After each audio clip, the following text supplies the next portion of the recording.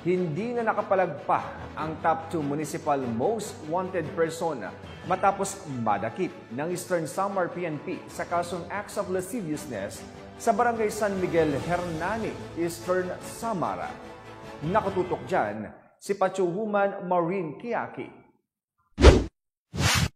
Kalaboso ng mga otoridad ang top 2 municipal most wanted person na may kasong acts of lasciviousness sa Barangay San Miguel, Hernani, Eastern Samar. Bandang alas 3 ng hapon nang isagawa ang operasyon ng mga tauhan ng Hernani Municipal Police Station kasama ang Eastern Samar Provincial Intelligence Unit sa bisa ng warrant of arrest para sa kasong acts of lasciviousness na may inirekomendang piyansa na nagkakahalaga ng 180,000 pesos. Ang akusado ay dinala sa Hernani Municipal Police Station para sa dokumentasyon at wastong disposisyon. Ang pambansang pulisya ay patuloy na magkakaisa upang madakip ang mga nagkasala sa batas para mapanatili ang kaayusan sa ating bansa tungo sa pagkamit sa bagong Pilipinas.